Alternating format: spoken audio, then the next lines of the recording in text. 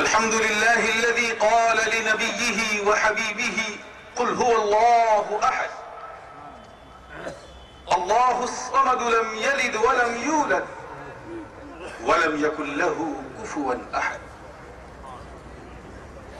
والصلاة والسلام على سيدنا ومولانا ومأوانا وملجانا وذخرنا وفخرنا وملاذنا وحبيبنا محمد المصطفى صلى الله عليه وسلم الذي كان نبيا وآدم بين الروح والجسد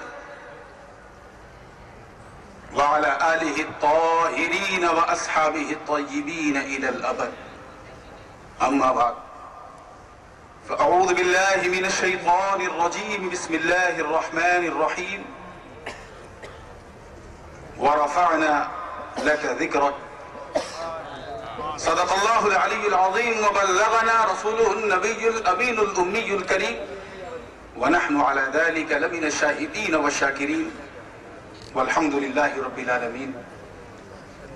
بلا تاخیر نہایت عقیدت و محبت کے ساتھ مکمل ایمانداری کے ساتھ اور بیداری کے ساتھ درود پاک کا ہدیہ پیش کریں. اللہم صلی علی سیدنا مولانا محمد وعلی آل سیدنا مولانا محمد وبارک وسلم صلاۃ و سلاما علیک یا رسول اللہ. ایک مرتبہ اور ہدیہ صلوات پیش کر لیں.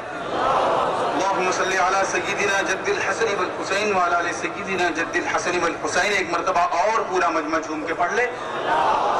صلی اللہ علیہ نبی وآلہ صلی اللہ علیہ وسلم صلاۃ و سلاما علیک یا رسول اللہ. آئیے ہم بھی سنت کا ثبوت دیتے ہوئے نعرہ تکبیر. میرے سنی بھائیوں اتنا بڑا مجمع اور آواز نہیں ہے. نعرہ تکبیر. نہیں آیا. نعرہ تکبیر.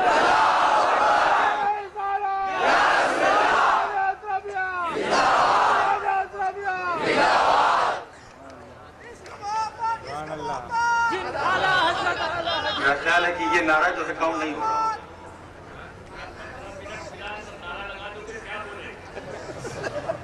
شبلی میاں نے سب سے پہلے یہ کہہ دیا ہے کہ 15 منٹ ملا ہے تو 15 منٹ والی تقریر ہونی چاہیے.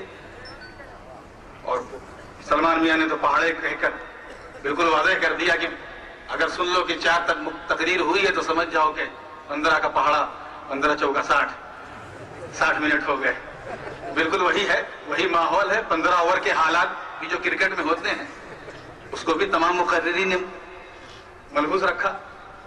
بہرحال میں فیلڈنگ کے ریسٹرکشنز کو چھوڑتے ہوئے جس آیت کریمہ کی تلاوت کی ہے اس کی روشنی میں تھوڑی سی گفتگو کر کے میں اس خطیب اور اپنی درمیان آپ کو زیادہ دیر تک پریشان نہیں کروں گا. میں حائل ہونا چاہتا ہوں کیونکہ مجھے پتا ہے کہ یہ پورا جن سموہ میرے لیے نہیں آیا ہے.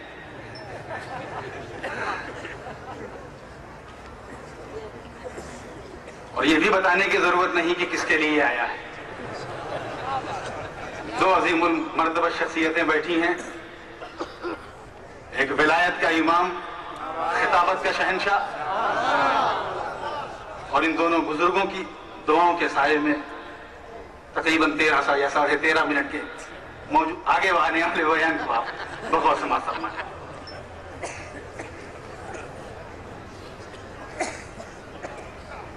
میں نے جس آیت کریمہ کی تلاوت کی قرآن مقدس کی نہایت ہی مشہور و معروف آیت مبارکہ ہے. اتنی مشہور ہے کہ اگر میں اس کا ترجمہ بھی نہ کروں تب بھی آپ سمجھ جائیں. اے محبوب, ہم نے آپ کے خاطر آپ کے ذکر کو بلند کیا. بلندی وہ چیز ہے جس کے اندر ساری فضیلتیں, سارا حسن, سارا کمال شامل. اگر صرف فضیلت کی بات کی جائے تو ظاہر سی بات ہے جس کا تعلق شرافت سے ہے, کرامت سے ہے, ولایت سے ہے, اس کا داخلہ فضیلت میں ہو یہ کوئی ضروری نہیں, کیونکہ فضیلت علم سے متعلق ہے. اسی لیے مدرسوں میں جب دستار فضیلت طلبہ کی ہوتی ہے تو ہم سمجھ جاتے ہیں کہ یہ علم کی دستار ہے, اس پر دستار فضیلت رکھا ہے. رفعت کہہ کر ان سارے دروازوں کو بند کر دیا گیا کہ اے میرے نبی کی شان کے متلاشیوں، انہیں دیکھنے والوں، سمجھنے والوں، ان کی تعریف کرنے والوں، ان کی فضیلت کو بیان کرنے والوں، ان کے حسن و کمال، جود و نوال، برگزیدگی، بلند پائیدگی کے ترانے گانے والوں، ہم نے اپنے محبوب کے ذکر کو ہی بلند کر دیا، کیونکہ اس رفعت میں فضیلت بھی شامل، اس رفعت میں کرامت بھی، اس رفعت میں ولایت بھی، اس رفعت میں شرافت نسبی بھی، ساری خوبیاں ہیں۔ ایسا رفیع اور اتنے عرفہ کہ خدا کی قسم میرے نبی کی رفعت پر آدم کی صفات کو ناز، نوح کے شکر اور شجاعت کو ناز، ابراہیم کی خلت کو ناز، اسماعیل کے ذبح و ایثار کو ناز، داؤد کی قوت کو ناز، سلیمان کی بادشاہت کو میرے نبی کی رفعت پر ناز، سب کو ناز، زکریا کی بشارت کو ناز، یحییٰ کی عزم و استقلال کو ناز، موسیٰ کے جلال کو ناز، عیسیٰ کی کمال روحانیت کو ناز، ان کی مسیحائی کو ناز، آدم کی